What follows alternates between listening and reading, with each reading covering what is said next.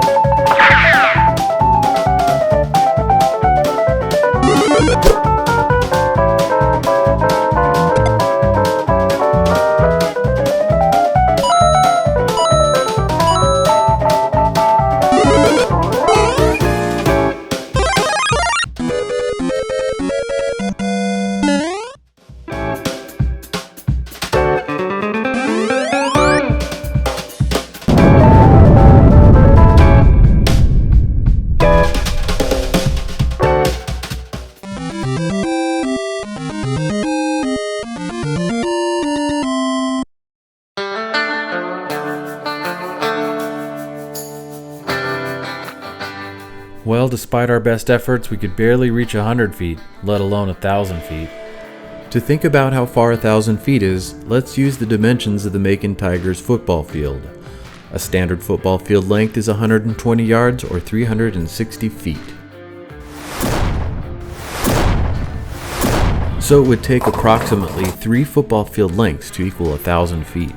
These 3 football fields, stacked end to end, represent the distance that spray droplets from a sprayer would need to travel to adversely impact downwind non-target sensitive plants, at least according to commonly modeled estimates found in Federal Herbicide Risk Assessment. Remember that the distance that spray droplets travel is largely controlled when following a label, applying in low wind conditions, using drift-reducing nozzles, and keeping a low boom height.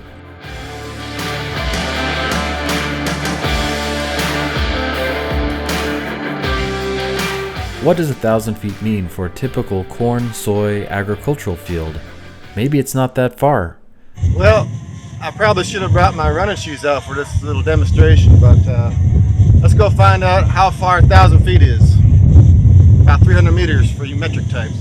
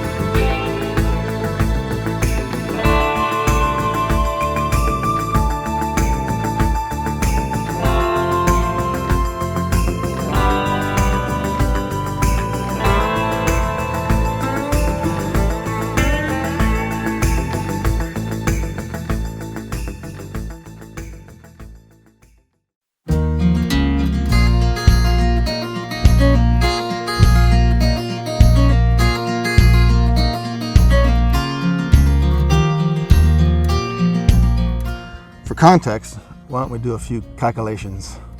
I like it. So let's say we have a field, and what's the average size of a Midwest field, you think? What? Say 100 acres. 100 acres.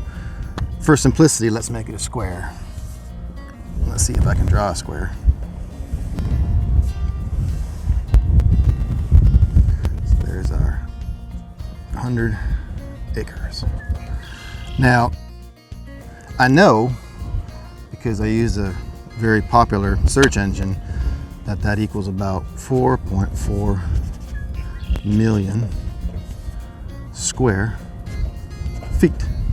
Our length and width of the field, we gotta take the square root. Geometry. Geometry. What's your guess on what that should be? It's gonna be 2087.3 is my guess. That's a good guess. I know that because I cheated and looked on my phone. So we'll just round it up and say 2,100 feet. Now, let's say I got a prevailing wind coming from the south, and down here I've got a non-target critter that I want to protect. And I'm not much of an artist, but you know, I've got kind of this guy right here. Maybe he's got a tail, maybe he's got some fangs, maybe eyeballs. He looks like a chupacabra, maybe. A snowman chupacabra. Snowman chupacabra, maybe give him some ears. That's there. very rare. That's very rare in the wild. Yeah, he's hiding in there.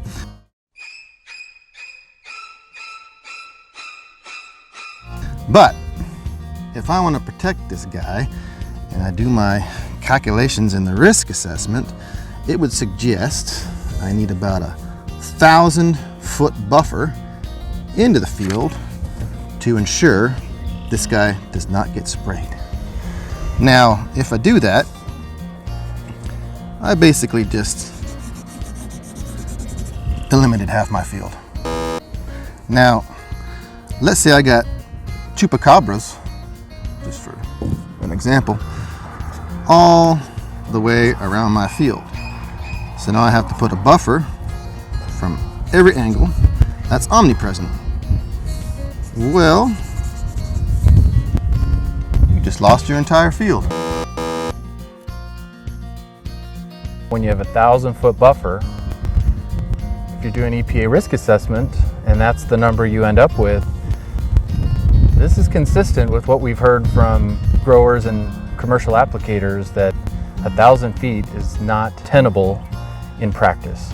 But what we found through our experiments is that about 15 to 30 feet buffer into the field is sufficient to protect these little guys. Snowman chupacabra. Yeah, or a plant. We'll just make it a 4-leaf clover because I'm feeling lucky.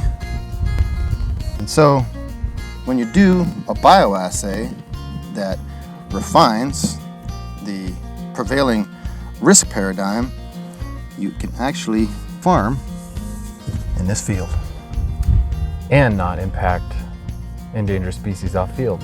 Correct. Everybody wins. On that note, we decided to set out across the state, visit a few farmers, see what they thought about this 1,000-foot buffer idea, and what they thought about the product label.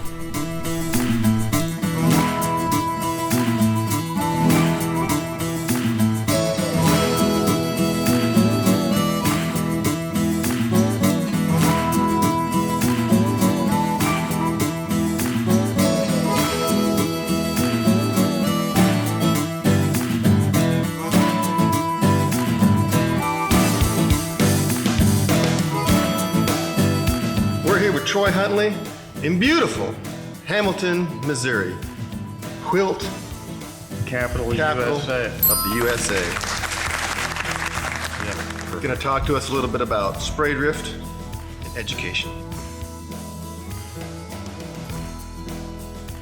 We're here somewhere between Sturgeon and Clark, Missouri, in the laboratory of Jeremy Bejoyce. We're going to ask him a few questions about pesticide application, farming, and maybe a few other things.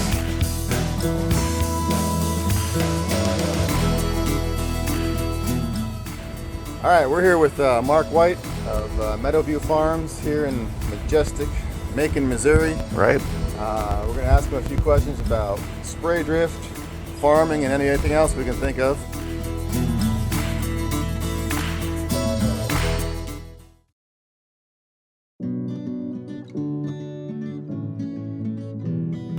Well, it would almost make it unusable. I mean, if that's the case, and I've never seen, typically you don't see any kind of drift that far away. Drift is something you can manage, but a 1,000-foot buffer would, in my opinion, eliminate uses of certain chemistry. Right. Well, if you back off 1,000 feet, I mean, we're getting closer to a quarter mile, and especially in this part of the geography where we're farming smaller fields. I mean, you take 1,000 foot off of a 15-acre field, there's nothing left to farm. And in terms of weed pressure, then what's the alternative if you can't spray it? Well, you could go back to cultivation. I mean, that's what created the Dust Bowl, right? You have erosion, and you talk about damage to the environment. I mean, erosion, you got phosphorus, you got potash running off the field, so I don't think that's really the answer. I mean, modern technology in terms of pesticide use, in many cases, has eliminated a lot of those issues. I mean, if we had to go back to 40 acres and a mule, we would have a catastrophe again. But as far as the buffers around the edge of the field, that probably ain't gonna happen. You gotta get the weeds out. You just gotta catch the wind in the right, and with the aim command, it's just, if you decrease your pressure, get some bigger droplets, and keep that boom low to the ground, you can do a pretty good job of not having any problems. You just got to keep the boom as low as you can to get the chemical where it really needs to go, and go around the waterway, leave waterways, and it's pretty easy to keep the boom really low with the auto boom height. You can go pretty fast, and it takes care of itself. Right. The resistant thing's getting huge. There's like water hemp, Roundup, don't touch it. There's lots of different practices you got to take now to try to keep the resistance down, but it's getting harder and harder.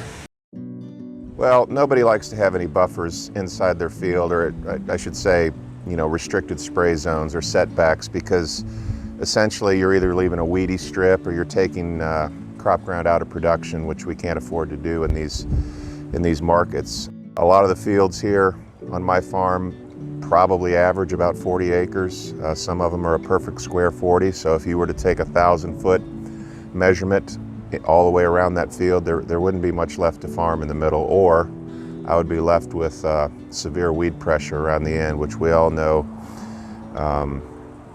helps weed resistance.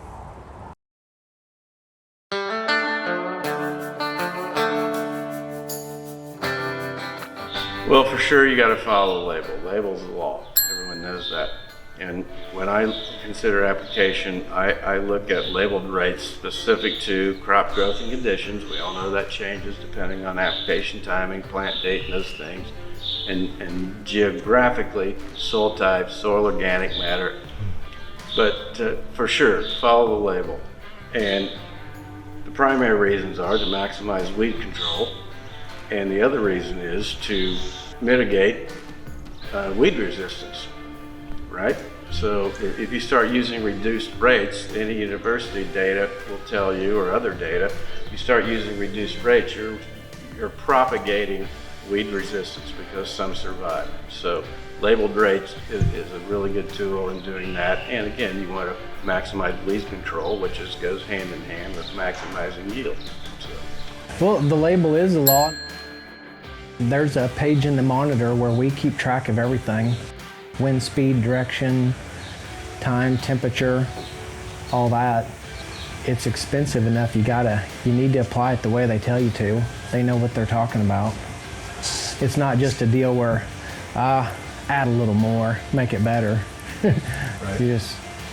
But yeah, the guy we get the chemical from, he's very good at getting us lined out on everything we need to do. with it. Well, as everybody knows, the label is the law, so we have to follow everything it says on the label. Well, you know, you've been around for a few days. You can see I try to leave as much habitat in place. I implement grass field borders almost everywhere. Grass waterways to control erosion. I really hate to see soil erosion on my farm. One of the ways I gauge the ecological health of my farm is you know, indicator species like quail and pheasants, rabbits.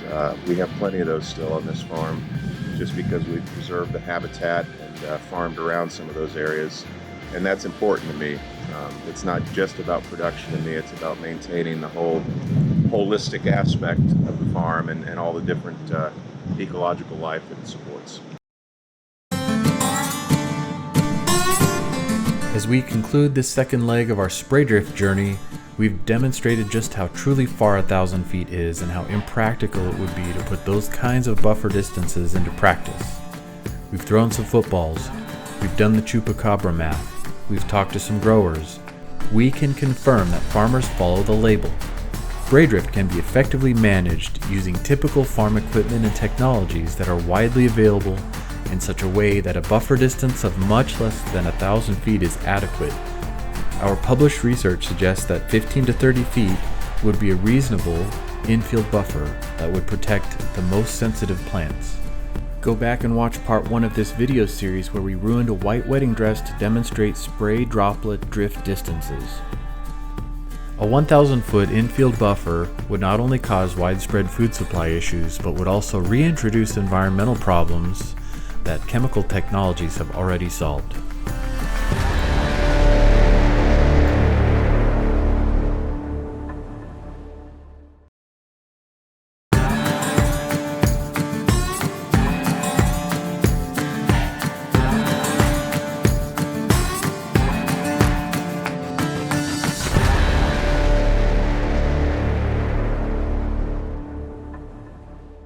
How's my hair look? Looks awesome.